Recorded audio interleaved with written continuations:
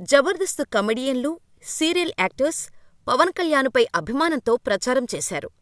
జనసేన పొత్తుల్లో ఉన్నప్పటికీ తమ అభిమాన హీరో మీద ప్రేమతో అనేకమంది సెలబ్రిటీలు పార్టీ తరపున ఎన్నికల్లో ప్రచారం చేశారు. స్టార్ క్యాంపెయినర్స్గా ఓటర్లను ప్రభావితం చేశారనే చెప్పవచ్చు. ఈ లిస్టులో cricketer Ambati Rayudu, choreographer Jani master, Mogalirekulu serial Prem Sagar, comedian Prithvi, comedian Hyper Aadi, comedian Getup Srinu, Sudigali Sudheer మరికొందరిని జనసేన పార్టీ క్యాంపెయినర్లుగా చెప్పవచ్చు. జగన్ ప్రజలే తన స్టార్ క్యాంపెయినర్లు అని ప్రచారంలో దూసుకుపోతుంటే, పవన్ కళ్యాణ్ జబర్దస్త్ కమెడియన్లను స్టార్ క్యాంపెయినర్లుగా ప్రకటించారంటూ ట్రోలింగ్స్ కూడా చేశారు.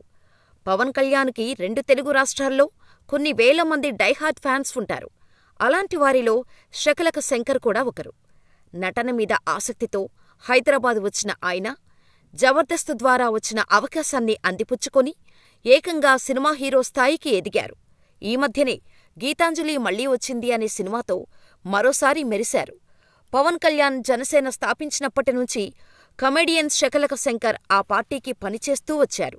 అయితే తాజాగా జనసేన మీద శకలక శంకర్ చేసిన కామెంట్లు సంచలనంగా మారాయి. 2019 ఎన్నికల్లో జనసేన గెలుపు కోసం శకలక శంకర్ చాలా కష్టపడ్డానని, కానీ దానికి గుర్తింపు రాలేదని అన్నారు. ఆయన చెప్పిన మాటల్లోనే విందాం. నేను గత ఎన్నికల్లో 3 లక్షలు నా సొంత డబ్బు ఖర్చు చేశాను. పార్టీ కోసం పనిచేసిన కార్యకర్తలకు భోజనాలు పెట్టించాను. ఎన్నికలు ముగిశాక ఇంటికి వెళ్లాలంటే నా చేతిలో చిల్లి గవ్వలేదు. చివరికి నా స్నేహితుడికి ఫోన్ చేసి 1000 రూపాయలు డీజిల్ పోయించుకొని ఇంటికెళ్ళా. ఎన్నికల్లో మొత్తం డబ్బు ఖర్చు చేశానని నా భార్యకు చెబితే ఆమె నాతో 4 రోజులు మాట్లాడలేదు. మా మామయ్యగారు కూడా బాధపడ్డారు. అయితే పవన్ కళ్యాణ్ గారి కోసం నువ్వింత చేశావు, ఆయన నీకు కనీసం ఫోనైనా చేశారా అని అడిగారు మా మామయ్య. ఆ మాటకు నా వద్ద సమాధానం లేదు. ఎందుకంటే పవన్ గారి నుంచి ఏదో ఆశించి నేను ప్రచారం చెయ్యలేదు. ప్రజలకు మేలు చేయాలన్న ఉద్దేశంతో ఆయన రాజకీయాల్లోకి వచ్చారు.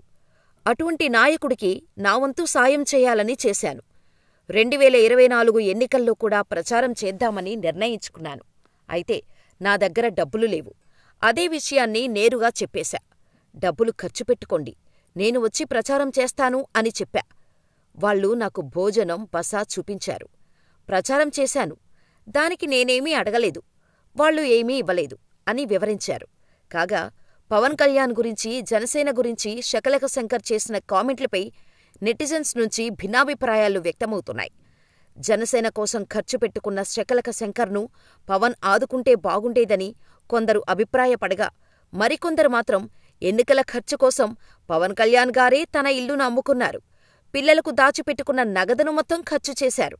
అలాంటి పరిస్థితుల్లో ఇక మీలాంటి వారికి ఆయన ఏం డబ్బులిస్తారు అంటూ కామెంట్స్ చేస్తున్నారు. మరి ఈ వీడియోపై మీ అభిప్రాయాన్ని మాకు కామెంట్ చేసి, మా వీడియో నచ్చితే వీడియోని లైక్ చేసి సబ్స్క్రైబ్ చేసుకోగలరు.